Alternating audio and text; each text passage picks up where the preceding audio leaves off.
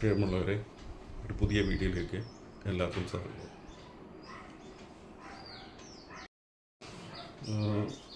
കഴിഞ്ഞ ഒരു 12 ദിവസമായിട്ട് എനിക്ക് എങ്ങും പോയി പുതിയ വീഡിയോ എടുക്കാൻ പറ്റിയിട്ടില്ല. അത് ശാരീരികമായി ചെറിയൊരു പ്രശ്നം സംഭവിച്ചതുകൊണ്ടാണ്. ഇന്ന് ഞാൻ ഉദ്ദേശിക്കുന്നത് കുറേ നാളുകൾക്ക് ശേഷം എടുക്കാമെന്ന് വിചാരിച്ചൊരു വീഡിയോ ആണ്. അതായത് എന്നെക്കുറിച്ച് കുറച്ച് കാര്യങ്ങൾ. അപ്പം എനിക്കിപ്പോൾ യാത്ര ചെയ്യാൻ പറ്റാത്തതുകൊണ്ടും വീഡിയോ ഒന്നും ഇടാൻ പറ്റാത്തതുകൊണ്ടും ഞാനൊന്ന് ചെറുതായിട്ട് ചുരുക്കി പറയാം. ഒറ്റ വാക്കിൽ ഞാൻ എന്നെ വിശേഷിപ്പിക്കുന്നത് ഇങ്ങനെ ആയിരിക്കും: എ മാൻ ഓഫ് മിസ്ഫോർച്യൂൺ. അതാണ് ഞാൻ. ദൗർഭാഗ്യങ്ങളുടെ കൂട്ടുകാരൻ എന്ന് വേണമെങ്കിൽ എന്നെ വിശേഷിപ്പിക്കാം. ഞാൻ എൻ്റെ പഠനം എല്ലാം പൂർത്തിയാക്കിയതിന് ശേഷം ലാസ്റ്റ് ഞാൻ ടെക്സ്റ്റൈൽ ടെക്നോളജിയിൽ ആണ് പഠിച്ചത്. അതിനുശേഷം ഞാൻ നേരെ അഹമ്മദാബാദിൽ ഒരു ടെക്സ്റ്റൈൽ മില്ലിൽ ജോലി ചെയ്യാൻ ആരംഭിച്ചു. ഡിസൈനിങ് ആയിരുന്നു ഞാൻ എടുത്തിരുന്നത്. അങ്ങനെ ഒരു രീതിയിൽ ഭാഷയൊക്കെ പഠിച്ച് ഒരു സെറ്റിലാകുന്ന അവസ്ഥയിലേക്ക് വന്നു. അപ്പോഴാണ് എൻ്റെ ആദ്യത്തെ ടെറിബിളായിട്ടുള്ള ആ ന്യൂസ് എനിക്ക് കിട്ടുന്നത് 1991 ഏപ്രിൽ 4-ാം തീയതി 44-ാമത്തെ വയസ്സിൽ എൻ്റെ അച്ഛൻ ഒരു വാഹനാപകടത്തിൽ മരണപ്പെട്ടു. അച്ഛൻ കേരള ഗവൺമെൻറ് തുറമുഖ വകുപ്പിലായിരുന്നു ജോലി ചെയ്തുകൊണ്ടിരുന്നത്. അപ്പോൾ അതാണ് ലൈഫിൽ ആദ്യമായി ഞാൻ, ശരിക്കും പറഞ്ഞാൽ അത് തന്നെയാണ് എൻ്റെ ലൈഫിലെ ഏറ്റവും വലിയ ആക്സിഡൻ്റ് എന്ന് പറയുന്നത്, എൻ്റെ അച്ഛൻ്റെ വിയോഗം എന്നുള്ളതാണ്. അന്ന് ഇന്നത്തെ പോലെ മൊബൈലോ മറ്റുള്ള കാര്യങ്ങളൊന്നുമില്ല. എൻ്റെ അച്ഛൻ്റെ മരണാനന്തര ചടങ്ങുകളൊക്കെ കഴിഞ്ഞിട്ട് ഏകദേശം 4-ാമത്തെ 5-ാമത്തെ ദിവസമാണ് ഞാൻ നാട്ടിലെത്തുന്നത്. ശരിക്കും ഞാൻ എൻ്റെ അച്ഛനെ അവസാനമായി കണ്ടില്ല. അപ്പോൾ അതുകൊണ്ട് തന്നെ ഇപ്പോഴും എനിക്ക് അച്ഛൻ മരിച്ചു എന്നുള്ള ഒരു സത്യം അംഗീകരിക്കാൻ എന്നെക്കൊണ്ട് കഴിഞ്ഞിട്ടില്ല. അപ്പം അതിനുശേഷം കുറേ നാളിന് ശേഷം ഞാൻ വീണ്ടും തിരിച്ച് അഹമ്മദാബാദിലേക്ക് തന്നെ പോയി. പക്ഷേ അന്ന് മുതൽ എന്താ സംഭവിച്ചതെന്ന് വെച്ച് കഴിഞ്ഞാൽ, ഞാൻ ഒരു 2 വീലർ എടുക്കുകയോ അല്ലെങ്കിൽ മറ്റൊരു വണ്ടി ഓടിക്കാൻ എടുക്കുമ്പോഴൊക്കെ എനിക്കും ആക്സിഡൻറ്റ് പറ്റുമെന്നുള്ള എന്തോ ഒരു ചിന്ത എന്നെ ഇങ്ങനെ വല്ലാതെ അലട്ടുന്നുണ്ടായിരുന്നു. ഇപ്പോൾ ഏതെങ്കിലും ഒരു വണ്ടി ഓടിക്കേണ്ടി വന്നാലും എനിക്കപ്പം ആ ഒരു ഫീലിംഗ് ഉണ്ടാവുമായിരുന്നു. 1994 ജനുവരി 14-ാം തീയതി ഒരു സന്ധ്യ 6-6:15 ആ സമയമായിട്ടുണ്ടാവും. അപ്പോൾ ഗുജറാത്തിൽ പ്രത്യേകത എന്ന് പറയുന്നത് ആ സമയമൊക്കെ ഈ വിൻ്റർ സീസണാണ്, തണുപ്പ് സമയമാണ്. ആ സമയത്ത് ശരിക്കും ഭയങ്കര മഞ്ഞ് വീണിട്ട് നമുക്ക് യെല്ലോ ലൈറ്റ് ഇല്ലാതെ വണ്ടി ഓടിക്കാനൊന്നും പറ്റുകയില്ല. അതാണ് അവിടുത്തെ ഒരു അറ്റ്മോസ്ഫിയർ. അപ്പം ഞാൻ ഓടിച്ചിരുന്ന 2 വീലർ ടേൺ ചെയ്യുന്ന ഒരു 4 റസ്തയിലെത്തിയപ്പോഴത്തേക്ക് ഓപ്പോസിറ്റ് വന്ന വണ്ടി, അത് ശരിക്കും മാരുതി ജിപ്സിയാണെന്നാണ് എൻ്റെ ഒരു തോന്നൽ. അതെന്നെ ഇടിച്ചു വീഴ്ത്തി. സ്ഥലം എന്ന് പറയുന്നത് ചത്രാൽ ഡിസ്ട്രിക്റ്റിൽപ്പെട്ട ബില്ലേശ്വർപുര എന്ന് പറഞ്ഞ ഒരു ഇൻഡസ്ട്രിയൽ ഏരിയയാണ്. അപ്പോൾ അവിടെ വലുതായിട്ടൊന്നും ആൾക്കാർ താമസമൊന്നുമില്ല, മിക്കവാറും എല്ലാം കമ്പനികളാണ്. സോ ഇടികൊണ്ട് എനിക്ക് പെട്ടെന്ന് എന്താ സംഭവിച്ചതെന്ന് മനസ്സിലായില്ല. ഞാൻ ഇങ്ങനെ മുകളിലേക്ക് പോയി താഴേക്ക് വീണത് മാത്രമേ എനിക്ക് ഒരു ഇതുണ്ട്. ഹെൽമെറ്റ് ഉണ്ടായിരുന്നു, ഹെൽമെറ്റ് പൊട്ടിപ്പോയി. എഴുന്നേക്കാൻ നോക്കുമ്പം എനിക്ക് എഴുന്നേക്കാൻ പറ്റുന്നില്ല. പിന്നെ ഈ കാലിൻ്റെ തൊടഭാഗത്ത് എന്തോ എനിക്ക് അനങ്ങുന്ന പോലെ തോന്നി. ഞാൻ ഇങ്ങനെ തൊട്ട് നോക്കുമ്പോഴത്തേക്ക് എൻ്റെ കൈ നിറച്ച് രക്തമാണ്. പിന്നെ എനിക്കറിയില്ല, ഞാൻ അവിടെ നമ്മളിപ്പം ഏത് ഭാഷ സംസാരിക്കാൻ അറിയാമെങ്കിലും ഒരു ആപത്തുണ്ടാകുമ്പോൾ നമ്മൾ പെട്ടെന്ന് എൻ്റെ അമ്മയെ എന്നല്ലേ വിളിച്ചു പോവുക. അപ്പം എങ്ങനെയോ എൻ്റെ കമ്പനിയിൽ ചായ കൊണ്ടുവരുന്ന പയ്യൻ എന്നെ കാണാനിടയായി. അപ്പം ഇത് കമ്പനിയിൽ നിന്ന് ഏകദേശം ഒരു 500 മീറ്റർ അടുത്ത് വെച്ചിട്ടാണ് എനിക്ക് ആക്സിഡൻറ്റ് സംഭവിച്ചത്. അപ്പം ഈ പെട്ടെന്ന് ആൾക്കാരെയൊക്കെ കൂട്ടിക്കൊണ്ട് വന്ന് അതിൻ്റെ ഈ ആക്സിഡൻറ്റ് പറ്റിയതിൻ്റെ തൊട്ടടുത്ത സിറ്റി എന്ന് പറയുന്ന കലോൾ എന്ന് പറയുന്ന സ്ഥലമാണ്. അവിടെയാണ് ഞാൻ താമസിച്ചിരുന്നത്. അവിടെയുള്ള ഒരു ഹോസ്പിറ്റലിലേക്ക് ചെന്നപ്പോഴത്തേക്ക് ഏകദേശം എൻ്റെ ശരീരത്തിൽ ബ്ലഡൊക്കെ ഇങ്ങനെ പോയിട്ട് ഒരു വല്ലാത്ത അവസ്ഥയിൽ ഞാൻ ആയിട്ടുണ്ടായിരുന്നു. അപ്പം അവിടുത്തെ കാഷ്വാലിറ്റിയിലെ ഡോക്ടറിനെ ജസ്റ്റ് ഒന്ന് നോക്കിയിട്ട് ചോദിച്ചപ്പോൾ ആരോ പറഞ്ഞു ഞാൻ മദ്രാസിയാണെന്ന് പറഞ്ഞു. അതായത് നമ്മൾ മലയാളികൾ ഉൾപ്പെടെ അവിടെ മദ്രാസികളെന്നാണ് അറിയപ്പെടുന്നത്. അപ്പോൾ ഡോക്ടർ വിചാരിച്ചത് ഗുജറാത്തിൽ പറഞ്ഞാൽ എനിക്ക് മനസ്സിലാവില്ല എന്ന് വിചാരിച്ചിട്ട് അയക്കാം. എൻ്റെ കൂടെ ഉണ്ടായിരുന്ന ഒരാൾ രാജസ്ഥാനിൽ നിന്നുള്ളതായിരുന്നു, പിന്നെ മറ്റ് 3-4 പേര് ഗുജറാത്തികളായിരുന്നു. എത്തും മാറി ജയിച്ച എന്നാണ് പറഞ്ഞത്. മരിച്ചു പോകും, ഒന്നും ചെയ്യാനില്ല, കാരണം അതുപോലെ കാലില്ലെങ്കിൽ വേസ്റ്റ് വെച്ചിട്ട് ആംപ്യൂട്ട് ചെയ്യണം. അല്ലെങ്കിൽ ഇത്രയും പറഞ്ഞപ്പം എനിക്ക് മനസ്സിലായി പുള്ളി പറഞ്ഞു. ഞാൻ പെട്ടെന്ന് എൻ്റെ കൂടെ ഉണ്ടായിരുന്ന ഞങ്ങൾക്ക് തുണിമില്ലല്ലാതെ തന്നെ ഒരു മാർബിൾ കമ്പനിയും കൂടെ ഉണ്ടായിരുന്നു. അപ്പോൾ അതിൻ്റെ മാനേജറായിട്ടുള്ള രതീഷ് ഗുപ്ത എന്ന് പറഞ്ഞ ഒരു മാർവാടിയാണ് എൻ്റെ കൂടെ ഉണ്ടായിരുന്നത്. അപ്പോൾ അയാളോട് ഞാൻ പറഞ്ഞു എത്രയും പെട്ടെന്ന് തന്നെ അഹമ്മദാബാദ് ഹോസ്പിറ്റലിൽ എത്തിക്കുക. അപ്പം ഈ ഡോക്ടർ പറഞ്ഞു അവിടം വരെ എത്തില്ല, കാരണം അവിടുന്ന് അഹമ്മദാബാദ് ഹോസ്പിറ്റലിലേക്ക് 150 കിലോമീറ്ററോളം ദൂരമുണ്ട്. അപ്പോൾ അത്രയും ദൂരം ബ്ലഡ് ഇല്ലാതെ എങ്ങനെ എത്തും എന്നുള്ളത് യാതൊരു പ്രതീക്ഷയില്ല. അപ്പോൾ എനിക്ക് പെട്ടെന്ന് എനിക്ക് വേദനയും സങ്കടവും ദേഷ്യവും എല്ലാം കൂടെ വന്നിട്ട് ഞാൻ ഈ ഡോക്ടറെ പറഞ്ഞു better discharge leave me, I want to go there എന്ന് പറഞ്ഞിട്ട് ഞാൻ വലിയ പ്രശ്നം ഉണ്ടാക്കിയപ്പോൾ വേദന സഹിക്കാൻ വയ്യാതെ ഞാൻ വേദനയ്ക്ക് എന്തെങ്കിലും എനിക്കൊരു മരുന്ന് തരുമെന്ന് പറഞ്ഞിട്ട് അയാളത് കൂട്ടാക്കിയില്ല. അങ്ങനെ പിന്നെ ഒരു ആംബുലൻസിൽ ഏതാണ്ട് 1.5 മണിക്കൂറിനകത്ത് എന്നെ അഹമ്മദാബാദ് സിവിൽ ഹോസ്പിറ്റലിൽ എത്തിച്ചു. ഹോസ്പിറ്റലിലെത്തി അവിടുത്തെ കാഷ്വാലിറ്റിയിൽ എന്നെ ഡയഗ്നോസ് ചെയ്തിട്ട് SM ദേശായി എന്ന് പറഞ്ഞ ഒരു പ്രശസ്തനായ ഓർത്തോപീഡീഷ്യനാണ്, അദ്ദേഹത്തിൻ്റെ യൂണിറ്റിലാണ് ഞാൻ അന്ന് ചെന്നത്. അദ്ദേഹം എല്ലാം നോക്കിയിട്ട് പറഞ്ഞത് താങ്കളുടെ കാലിന് ഒരു ഡോക്ടറെ അല്ല വേണ്ടത്, ഒരു ആശാരിയാണ്. എന്നുവെച്ചാൽ ഇതിനകത്ത് ചികിത്സിച്ചൊന്നും ചെയ്യാനില്ല, മുറിച്ചു മാറ്റുക എന്നുള്ളതാണ് അദ്ദേഹം ഉദ്ദേശിച്ചത്. അപ്പോൾ അത് ഞാൻ പെട്ടെന്ന് കിട്ടിയ സമയം കൊണ്ട് ഞാൻ എൻ്റെ സ്റ്റോറി ഞാൻ പറഞ്ഞു അദ്ദേഹത്തിനോട്. ഞാൻ എൻ്റെ വീട്ടിലെ മൂത്ത അംഗമാണ്. എൻ്റെ ഫാദർ 2 വർഷമായിട്ടുള്ളൂ മരിച്ചിട്ട്. കാലില്ലാതെ എനിക്ക് നാട്ടിൽ പോകാനായിട്ടുള്ള ഒരിക്കലും എന്നെക്കൊണ്ട് കഴിയില്ല, അതുകൊണ്ട് ബെറ്റർ യു കിൽ മീ, എന്നെ കൊന്നേക്കാൻ പറഞ്ഞു. ആ ഡോക്ടർ കുറേ ആലോചിച്ചിട്ട് പറഞ്ഞു ഇങ്ങനെ ഇതിപ്പം നമ്മുടെ മെഡിക്കൽ സയൻസിന് ഒരു പരിധിയുണ്ട്, ആ പരിധിക്കപ്പുറം മാനുഷികമായ ഒരു കാര്യങ്ങളും നമുക്ക് ചെയ്യാൻ കഴിയില്ല.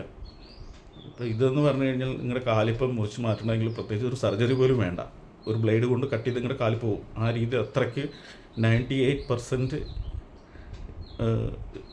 ഇത് ശരിക്കും സെൽഫ് അമ്പ്യൂട്ടേറ്റഡ് എന്ന് പറയുന്ന അവസ്ഥയിലാണ് ഉണ്ടായിരുന്നത്. പക്ഷേ ഞാനെന്തോ വാശി പിടിച്ച് പറഞ്ഞു എന്നെ അനസ്തേഷ്യകളും നൽകിയിട്ട് എൻ്റെ കാൽ അമ്പ്യൂട്ട് ചെയ്യണമെന്നുണ്ടെങ്കിൽ എനിക്ക് എപ്പോൾ ബോധം വന്നാലും I know 1000 ways to die, എനിക്ക് ചാകാനും 100 വഴികളറിയാം, ഞാനത് ചെയ്യും. സോ ഒരിക്കലും അങ്ങനെ ചെയ്തതെന്ന് പറഞ്ഞ് അത്രയും എനിക്ക് ഓർമ്മയുണ്ട്. പിന്നെ എനിക്ക് ബോധം പോയി. അന്നൊരു ഞായറാഴ്ചയായിരുന്നു. പിന്നെ ഞാൻ കണ്ണു തുറക്കുന്നത് ചൊവ്വാഴ്ച വൈകുന്നേരത്താണ്. അപ്പോൾ ആ 2 ദിവസം ഞാൻ ഈ ലോകത്തിലില്ല ശരിക്കും. ആ ചൊവ്വാഴ്ച ഞാൻ നോക്കുമ്പോൾ എൻ്റെ കാലിങ്ങനെ എന്തോ ശരിക്കും എലിവേഷനാണ് ചെയ്തേക്കുന്നത്. ഇങ്ങനെ വെയിറ്റ് ഇട്ടിട്ട് ഒരു എന്താണ് അതിന് പറയുക, കുറേ ഇങ്ങനെ ഒരു പൊക്കം ഉണ്ടാക്കി അതിൻ്റെ പുറത്തുകൂടി ഇങ്ങനെ വെച്ചിട്ട് കട്ടയിൽ കെട്ടിത്തൊക്കി അത് ഈ തുടയലിൻ്റെ അവിടെ ഒരു കമ്പി കൊരുത്തിട്ട് അതിനകത്ത് നിട്ടേക്കുന്നു. അതിന് പിന്നെ താഴത്തെ ഭാഗങ്ങൾ കെട്ടി വെച്ചേക്കുന്നതുകൊണ്ട് എനിക്ക് കാണാൻ വയ്യായിരുന്നു, ആ ഒരവസ്ഥയായിരുന്നു. അപ്പോൾ ആ സമയത്ത് ഞാൻ കണ്ണ് തുറന്നു. ഓക്സിജൻ മാസ്ക് എൻ്റെ മുഖത്തുണ്ട്. അങ്ങനെയൊക്കെ ഉള്ള ഇതായി. കുറച്ച് കഴിഞ്ഞപ്പോഴത്തേക്ക് ഡ്യൂട്ടിയിലുണ്ടായിരുന്ന ഡോക്ടേഴ്സ് വന്നപ്പോഴത്തേക്ക് മനീഷ് പട്ടേൽ, അന്ന് അദ്ദേഹം PG സ്റ്റുഡൻ്റായിരുന്നു, MS ഓർത്തോ സ്റ്റുഡൻ്റായിരുന്നു. ഇപ്പം വലിയ സെറ്റിൽഡ് ഡോക്ടറാണ്. ഗുജറാത്തിൽ അഹമ്മദാബാദിൽ തന്നെ ബാപ്പു നഗർ എന്ന് പറയുന്ന അവിടെ വലിയൊരു ഓർത്തോപീഡിക്സ് ഹോസ്പിറ്റൽ അദ്ദേഹം വളരെ വിജയകരമായിട്ട് നടത്തുന്നുണ്ട്. അപ്പം ആ സമയത്ത് പുള്ളി ഫൈനൽ ഇയർ സ്റ്റുഡൻ്റ് ആയിരുന്നു, PG സ്റ്റുഡൻ്റ് ആയിരുന്നു. അപ്പോൾ പുള്ളി എന്നെ കുറേ കാര്യങ്ങൾ പറഞ്ഞ് മനസ്സിലാക്കി. അപ്പോൾ ഇത് ഇങ്ങനെയാണെന്നൊക്കെ പറഞ്ഞിട്ട് പിന്നെ ദേശായി സാവ് വരുമ്പം ബാക്കി കാര്യങ്ങൾ പറയും എന്ന് പറഞ്ഞു. അപ്പം അത് കുറച്ച് കഴിഞ്ഞപ്പോൾ അദ്ദേഹം വന്നു, ദേശായി സാവ് വന്നു. അദ്ദേഹം എന്നോട് പറഞ്ഞത്, നിങ്ങളുടെ പിടിവാശി വെച്ചിട്ടാണ് നമ്മളെക്കൊണ്ട് പറ്റുന്നത് ചെയ്തു നോക്കാം എന്നുള്ളത് മാത്രമേ ഉള്ളൂ. ഇതിനകത്ത് ഒരു 10% പോലും ഉറപ്പ് തരാൻ ഞങ്ങൾക്ക് കഴിയില്ല. അതുപോലെ എത്ര വർഷം ഇങ്ങനെ ചികിത്സിക്കണമെന്നോ എത്ര നാൾ കിടക്കേണ്ടി വരുമെന്നോ എത്ര രൂപ ചിലവാകുമെന്നോ ഒരു ഊഹമില്ല. അപ്പം അതെല്ലാം തീരുമാനിച്ച് ഈ ട്രീറ്റ്മെൻറ്റ് സ്റ്റാർട്ട് ചെയ്ത് കഴിഞ്ഞാൽ ഇടയ്ക്ക് വെച്ച് എനിക്കിനി വയ്യ, കാല് വേണ്ട എന്നൊരു വാക്ക് പറയില്ല എന്ന് ഉറപ്പുണ്ടെങ്കിൽ നമുക്ക് ശ്രമിച്ചു നോക്കാം, ബാക്കിയെല്ലാം ഈശ്വരൻ്റെ കയ്യിലാണ് എന്ന് പറഞ്ഞ് ആണ് ട്രീറ്റ്മെൻറ്റ് സ്റ്റാർട്ട് ചെയ്തത്. പിന്നെ ആ നഗരത്തിൽ എൻ്റെ ബന്ധുക്കളെന്ന് പറയുന്നത് എൻ്റെ 2 ചിറ്റപ്പന്മാരുണ്ടായിരുന്നു, അവരുടെ ഫാമിലിയും ഉണ്ടായിരുന്നു. അപ്പോൾ അവർ ആ സമയത്തൊക്കെ എൻ്റെ കൂടെ ഉണ്ട്. പിന്നെ വാർഡിൽ കിടക്കാൻ വയ്യാത്തൊരവസ്ഥ വന്നപ്പോഴത്തേക്ക് പിന്നെ സ്പെഷ്യൽ റൂമിലേക്ക് ഷിഫ്റ്റ് ചെയ്തു. പിന്നെ എൻ്റെ നാട്ടിൽ വിവരം അറിയിച്ചു. നാട്ടിൽ നിന്ന് എൻ്റെ ബ്രദറും മാമനും കൊച്ചിച്ചനും എല്ലാവരും കൂടെ വന്നു. അവരും കുറേ നാളുണ്ടായിരുന്നു. കമ്പനിയിൽ നിന്ന് നല്ല ഹെൽപ്പായിരുന്നു. അങ്ങനെ എന്താ പറയുക, ശരിക്കും ഒരു മനുഷ്യൻ്റെ നിസ്സഹായാവസ്ഥയെന്ന് പറയുന്നത് ഞാൻ മനസ്സിലാക്കിയെടുത്തോളം നമ്മുടെ പ്രാഥമിക ആവശ്യങ്ങൾ നിറവേറ്റാനായിട്ട് ഒരു സെക്കൻഡ് പേഴ്സണെ ഡിപ്പെൻഡ് ചെയ്യേണ്ടി വരുന്ന ഒരവസ്ഥ, അത് നമ്മളെ വല്ലാതെ ഒലച്ചു കളയും. കാരണം ആ പറയുന്ന ഒരു കാര്യം എന്ന് പറയുന്നത് നമ്മൾ എന്താ പറയുക, എപ്പോഴാണ് നമുക്ക് എപ്പോഴാണ് യൂറിനേറ്റ് ചെയ്യാൻ തോന്നുന്നത് അല്ലെങ്കിൽ സ്റ്റൂളിങ് അത് വരുന്നത് എന്ന് നമുക്ക് പറയാൻ പറ്റില്ല. അപ്പോൾ നമ്മുടെ ഉള്ളിൽ പെട്ടെന്നൊരിത് വരും, ഇത് ഒരാളെ വിളിക്കണ്ടേ. അപ്പോൾ അങ്ങനത്തെ ഒരു അവസ്ഥയെന്ന് പറയുന്നത് തീർച്ചയായിട്ടും വളരെ അതിദാരുണമാണ്. എങ്ങനെയൊക്കെയോ എനിക്കറിയില്ല. ആ സമയത്ത് മാമച്ചൻ എന്ന് പറഞ്ഞ ഒരു മലയാളി, പിന്നെ ഒരു രാജുഭായി, അപ്പോൾ അങ്ങനെ കുറേ ആൾക്കാർ സഹായങ്ങളായിട്ടൊക്കെ എത്തി. എനിക്ക് തോന്നുന്നു അവിടെ ഇന്ത്യയിലെ 3ാമതായിട്ട് ഇല്ലി സറോവ് എന്ന് പറഞ്ഞ ഒരു സർജറി എൻ്റെ കാലിലാണ് ചെയ്തത്. ഇല്ലി സറോവ് എന്ന് പറഞ്ഞു കഴിഞ്ഞാൽ ഒരു റഷ്യൻ ഡോക്ടറുടെ പേരാണ്. അദ്ദേഹം കണ്ടുപിടിച്ച ഒരു അപ്പാരറ്റസാണ് ഇല്ലി സറോ അപ്പാരറ്റസ് എന്ന് പറയുന്നത്. അത് ബോൺ ലെങ്തനിങ് യൂസ് ചെയ്യുന്നത് മെയിനായിട്ട്. പിന്നെ അതുപോലെ ബോൺ ലോസ് വന്നിട്ട് ഉള്ള ഫ്രാക്ചറുകളിൽ ആ എല്ല് അടുപ്പിക്കാനും എല്ല് വളർത്തിയെടുക്കാനും ഒക്കെ അന്ന് അത്ര വലിയ പ്രചാരത്തിലുള്ള സംഭവമായില്ല അത്. കാരണം ശരിക്കും ഒരു ഫോറിൻ ട്രീറ്റ്മെൻറ്റാണത്. അങ്ങനെ ആ ഇല്ലി സറോ അപ്പാരറ്റസ് എൻ്റെ കാലിൽ ഘടിപ്പിച്ചു ഏതാണ്ട് 5 മാസത്തിന് ശേഷം. അതിനിടയ്ക്ക് വെച്ച് തന്നെ ഏതാണ്ട് 18-19 സർജറികൾ പല രീതിയിൽ ചെയ്തു. ഇതൊരു മേജർ സർജറി ആയിരുന്നു ഇല്ലി സറോ എന്ന് പറയുന്നത്. അപ്പോൾ ഇപ്പം ഇല്ലി സറോ ചെയ്യുന്നവർക്ക് ഇറങ്ങി നടക്കാനൊക്കെ പറ്റുന്ന അവസ്ഥയായി. അന്നെന്ന് പറഞ്ഞാൽ അത് പറ്റില്ല. അത് ആദ്യം ഫിസിയോതെറാപ്പി ചെയ്തിട്ടൊക്കെയാണ് അത് ഭയങ്കര, നമുക്ക് ആ അപ്പാരറ്റസിൽ ജീവിക്കുക എന്ന് പറയുന്നത് ഭയങ്കര മാരകമാണ്. കാരണം ഏകദേശം ഒരു 40 കിലോളം വെയിറ്റ് ഉണ്ട് ആ അപ്പാരറ്റസിന്. അപ്പോൾ അതിനകത്ത് നമ്മുടെ കാലിൻ്റെ ഉള്ളിലേക്ക് സ്റ്റീൽ കമ്പികൾ തറച്ച് കയറ്റിയിട്ട് ഒരു റിങ്ങിൽ ഫിക്സ് ചെയ്യുകയാണ് ചെയ്യുന്നത്. എന്നിട്ട് എത്ര ബോൺ വളർത്തി, അതിന് ഒസ്റ്റിയോട്ടമി എന്ന് പറയുക ചെയ്യുന്ന സർജറിക്ക്. അപ്പം ആ ഗ്യാപ്പ് ഓരോ ദിവസം നമ്മൾ സ്പാനർ വെച്ചിട്ട് ഇങ്ങനെ കറക്കി കൊടുക്കുന്ന അനുസരിച്ച് ഓരോ ദിവസം 1 മില്ലിമീറ്റർ വെച്ചിട്ടാണ് ബോൺ വളരും എന്നുള്ളതാണ് അതിൻ്റെ ഒരു ഏകദേശം പക്ഷേ അത് പച്ചയായി നമ്മുടെ ശരീരത്തിനുള്ളിൽ ആ കമ്പികൾ കുത്തി കയറ്റിയിട്ട് അതിനകത്താണ് ഈ റിങ് ഫിക്സ് ചെയ്തേക്കുന്നത്. അപ്പോൾ അതെന്ന് പറഞ്ഞു കഴിഞ്ഞാൽ ഭീകരമായ വേദനയാണ്, നമുക്കൊന്നും ചെയ്യാൻ പറ്റില്ല. അതുപോലെ ഉറക്കമില്ലാതായി, വേദന കൊണ്ട് ഉറങ്ങാൻ പറ്റാത്ത അവസ്ഥയായി, ഉറക്കം വരാതായി. അപ്പോൾ അതിനൊക്കെയുള്ള മെഡിക്കേഷൻസ് അവിടെ നിന്നൊക്കെ തന്നു. അങ്ങനെ ഞാൻ ഏതാണ്ട് ഒരു 8-ാം മാസം എല്ലാവരും പറഞ്ഞുകൂടെ കേരളത്തിലാണ് കുറച്ചുകൂടെ അഡ്വാൻസ്ഡ് ആയിട്ടുള്ള ട്രീറ്റ്മെൻറ്റ് എന്നൊക്കെ പറഞ്ഞിട്ട്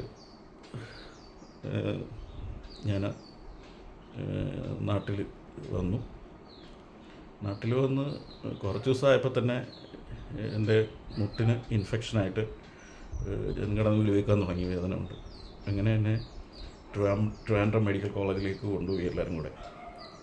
അപ്പോൾ അവിടെ ഞാൻ ചെല്ലുമ്പോഴത്തേക്ക് ശരിക്കും പറഞ്ഞാൽ അന്ന് ഇങ്ങനെ ഈ 95 കാലഘട്ടത്തിലൊക്കെ ഇങ്ങനെ ഇഗ്ലീസറോ ഒന്നും അത്ര കോമൺ ആയിട്ടായിട്ടില്ലെന്ന് തോന്നുന്നു.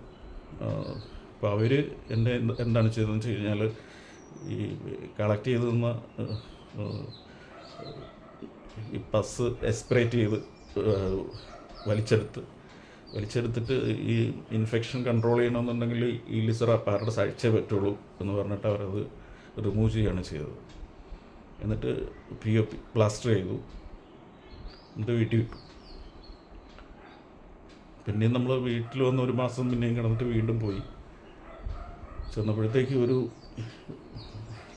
ഒരു സ്കോപ്പുമില്ലാത്ത രീതിയിൽ ആണ് കാര്യങ്ങൾ. അവസാനം പിന്നെ എൻ്റെ ബന്ധുക്കൾ കൊല്ലം ഉപാസന ഹോസ്പിറ്റലിലെ ഡോക്ടർ ജോർജ്, അദ്ദേഹത്തിനെ കോണ്ടാക്ട് ചെയ്തു. അപ്പോൾ അദ്ദേഹം എന്നെ നേരിട്ട് ഇത് കാണണമെന്ന് പറഞ്ഞത് പ്രകാരം നമ്മൾ അദ്ദേഹത്തിൻ്റെ വീട്ടിൽ പോയി കാലൊക്കെ കാണിച്ചു. അപ്പോൾ അദ്ദേഹം പറഞ്ഞു ഇതൊരു ഭഗീരഥ പ്രയത്നം വേണ്ടി വരുന്നൊരു സംഭവമാണ്. കാരണം ഏകദേശം 4.5 ഇഞ്ചോളം ബോൺ ഇല്ല.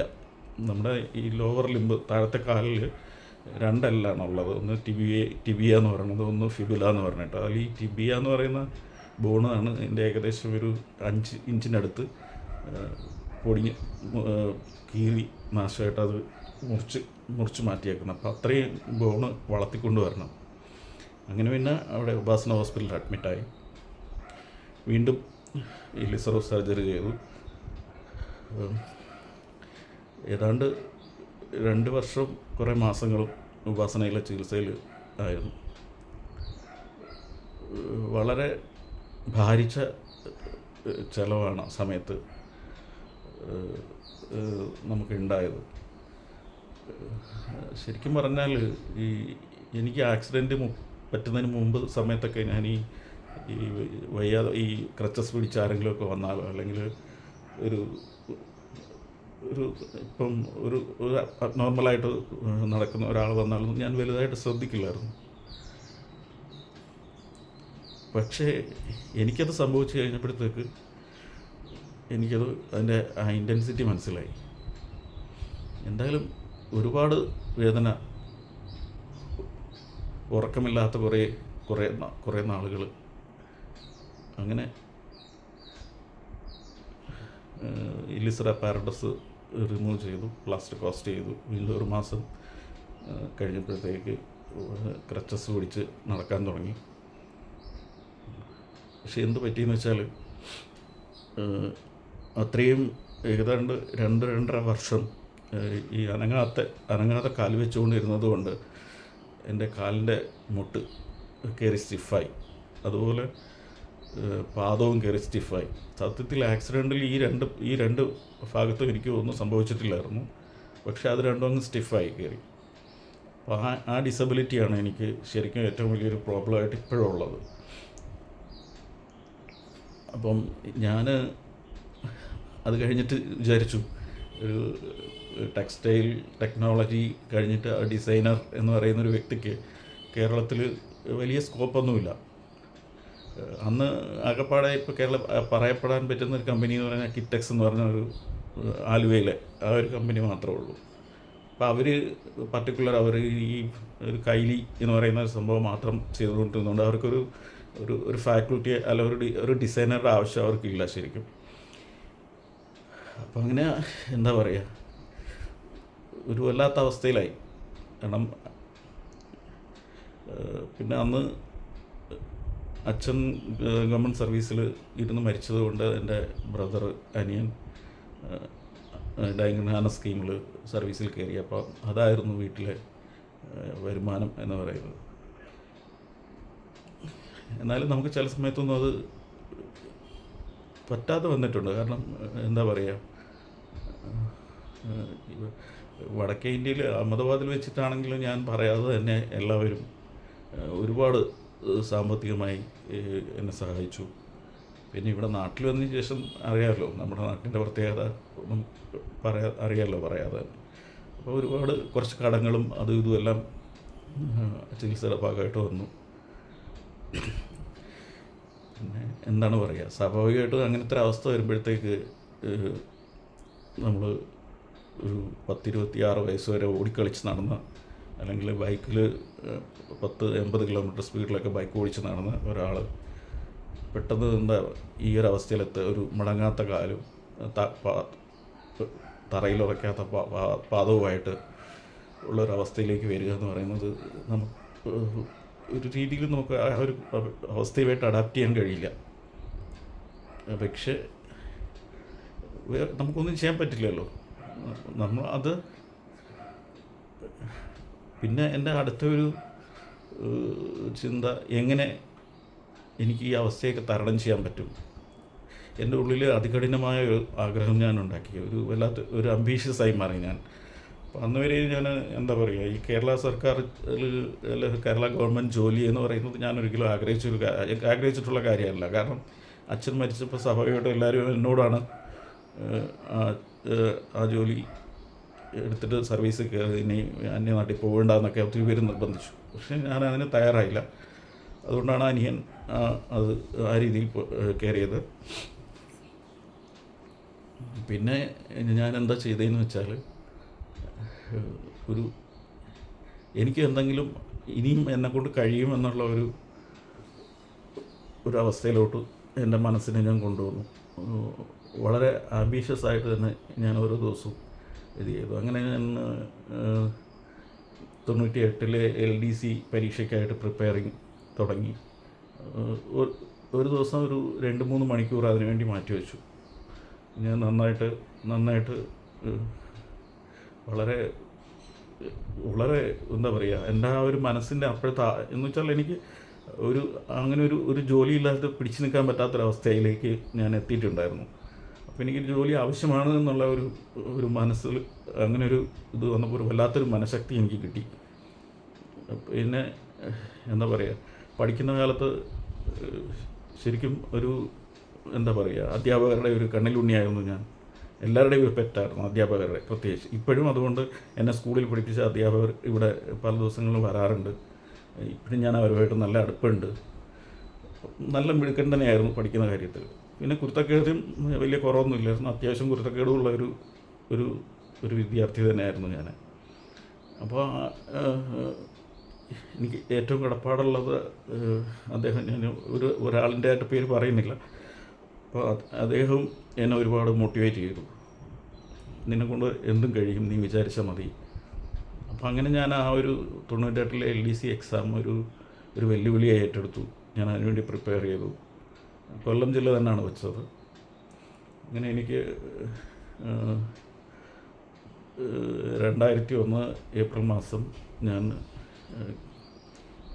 ജുഡീഷ്യൽ ഡിപ്പാർട്ട്മെൻറ്റിൽ, അതായത് കോടതിയിൽ LDC ആയിട്ട് ജോയിൻ ചെയ്തു. അപ്പോൾ എനിക്ക് എൻ്റെ ഈ കാലിൻ്റെ മൂവ്മെൻറ്റ്സൊക്കെ അന്ന് വളരെ ഇനിഷ്യൽ സ്റ്റേജല്ലേ. അപ്പം വലുതായിട്ട് എനിക്ക് മൂവ് ചെയ്യാനൊന്നും പറ്റാത്തൊരു ചില സമയത്തൊക്കെ ക്രച്ചസുമായിട്ടാണ് എനിക്ക് പോകേണ്ടി വന്നത്. പിന്നെ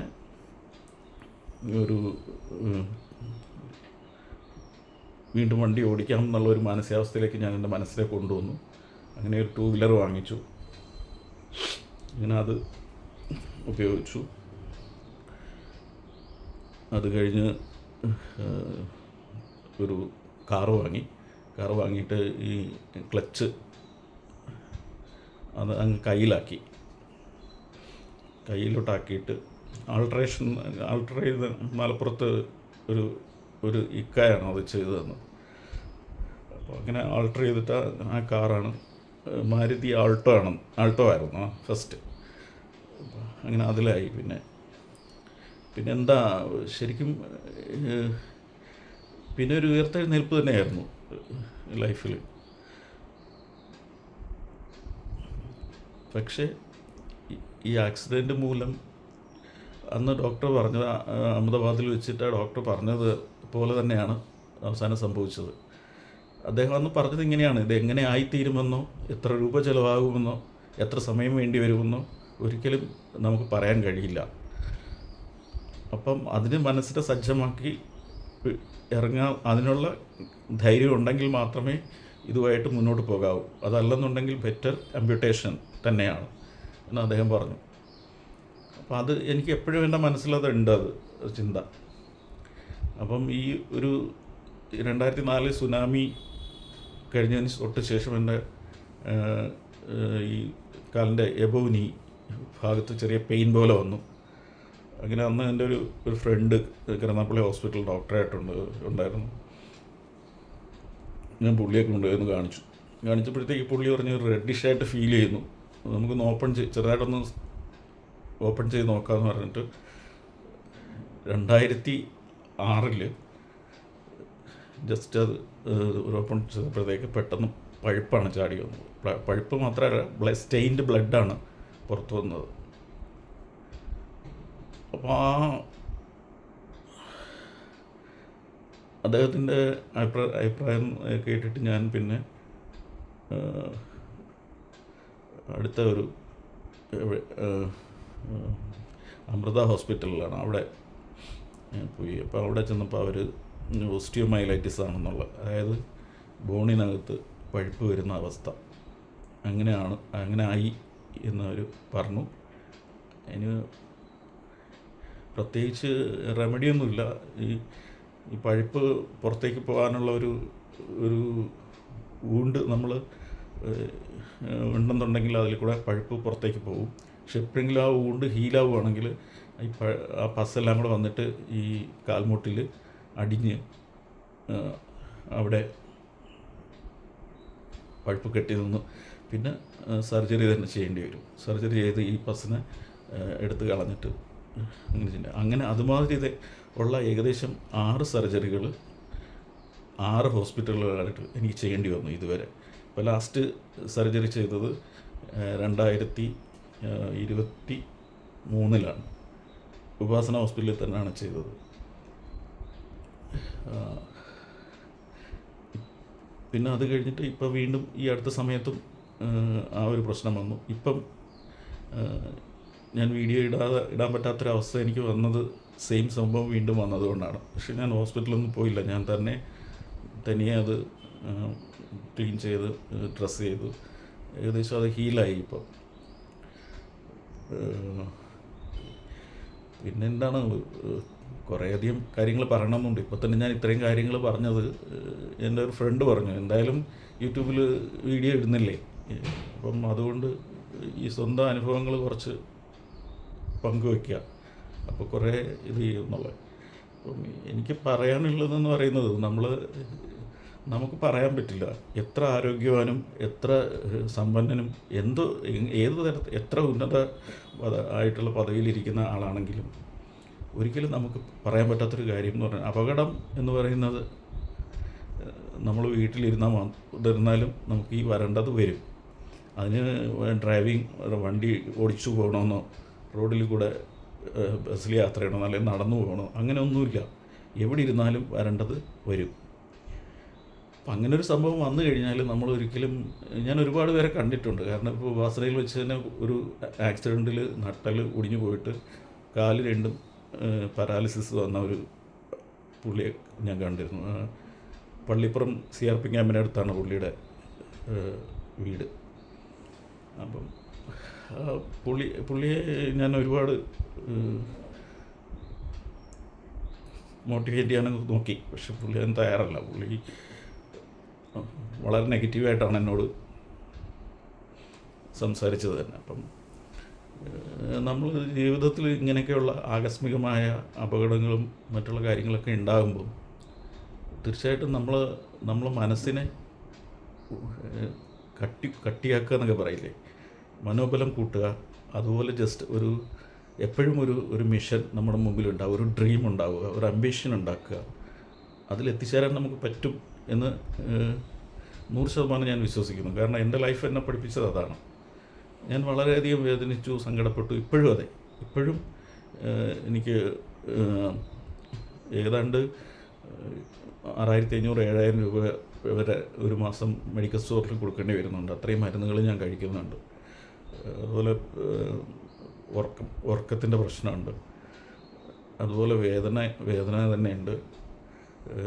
ഈ കാല് മടങ്ങാത്തത് കൊണ്ട് തന്നെ എവിടെയെങ്കിലും പോയി കഴിഞ്ഞാൽ നമുക്ക് ഒരു ചെയറിൽ മര്യാദയ്ക്ക് ഇരിക്കാൻ പറ്റത്തില്ല.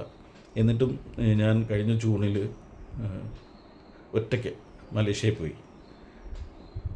പക്ഷേ എനിക്ക് അത് എക്കണോമിക് ക്ലാസ്സിൽ എനിക്ക് ഇരിക്കാൻ പറ്റത്തില്ല എന്ന് മനസ്സിലായതും ബിസിനസ് ക്ലാസ്സിലാണ് പോകേണ്ടി വന്നത്. അപ്പോൾ എന്നിട്ടും ഞാൻ പോയി ഒരു 5-6 ദിവസം കഴിഞ്ഞിട്ട് ഞാൻ തിരികെ വന്നു. അപ്പം എന്താണ് പറയുന്നത്, നമ്മുടെ മനസ്സിൽ ഒരു ഒരു ഒരു ലക്ഷ്യബോധം അല്ലെങ്കിൽ ഒരു ലക്ഷ്യബോധം നമ്മൾ മനസ്സിലാക്കി കഴിയുമ്പോഴത്തേക്ക് നമുക്ക് ഒരു അജ്ഞാതമായൊരു ശക്തി നമ്മളെ സഹായിക്കാനുണ്ടാവും. അത് തീർച്ചയായിട്ടും ദൈവം എന്ന് തന്നെ പറയാം. അത് പക്ഷേ ഇന്ന ദൈവമൊന്നും ഞാൻ പറയുന്നില്ല. ഒരു ഫോഴ്സ് ഉണ്ട് നമുക്ക് മുകളിൽ. ഒരു ഒരു ഒരു ഒരു ഒരു വലിയ ശക്തിയുണ്ട്. ആ ശക്തി തന്നെയാണ് നമ്മുടെ ജീവിതം നിയന്ത്രിക്കുന്നത്.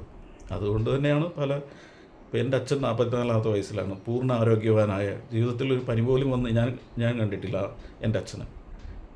അതുപോലെ മഹാപണ്ഡിതൻ, നല്ല അറിവുള്ള മനുഷ്യൻ. അദ്ദേഹത്തിൻ്റെ ഒരു 50% കഴിവുകൾ പോലും എനിക്ക് കിട്ടിയില്ല.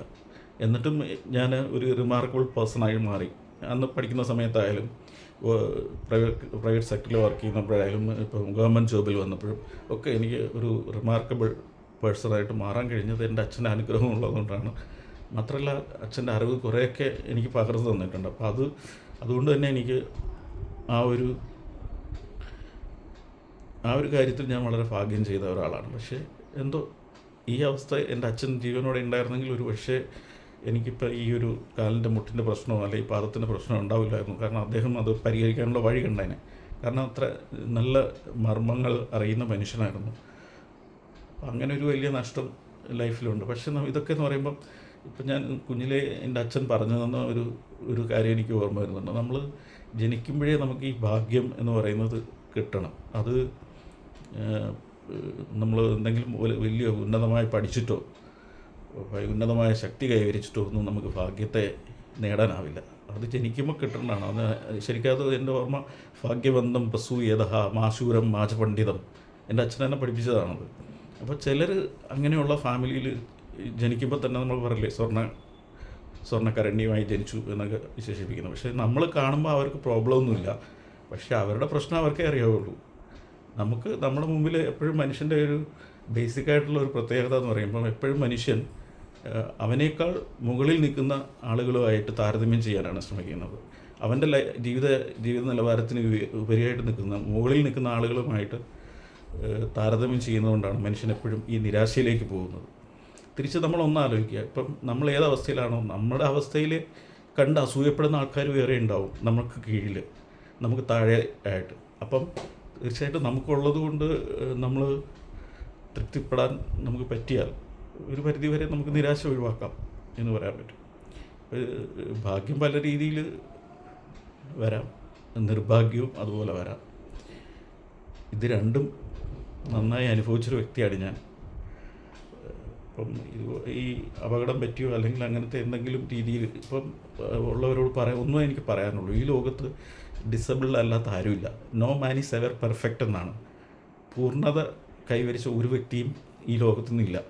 എല്ലാവർക്കും ഒരു ഡിസബിലിറ്റി ഉണ്ട്. അത് ഫിസിക്കലി ഓർ മെൻ്റലി എല്ലാവരും ഡിസബിൾഡ് തന്നെയാണ്. അപ്പം ഒരിക്കലും നിങ്ങളുടെ ഇപ്പോൾ ആ ഒരവസ്ഥയെ പഴിചാരാതെ ശരിക്കും ആ അവസ്ഥയിൽ നിന്ന് ഉയരാൻ പറ്റുന്ന വഴികളെക്കുറിച്ച് ആലോചിക്കുക.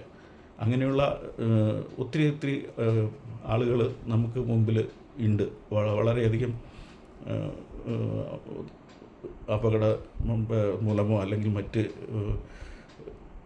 സാമ്പത്തിക ബുദ്ധിമുട്ട് തടസ്സങ്ങൾ ഇതൊക്കെ കാരണം താഴെ പോയിട്ട് തിരിച്ച് കയറി വന്ന ആൾക്കാരുടെ കഥകളൊക്കെ നമ്മുടെ മുമ്പിലുണ്ട്. അപ്പോൾ അതൊക്കെ ഒരു മോട്ടിവേഷനായിട്ട് എടുക്കാം പലർക്കും.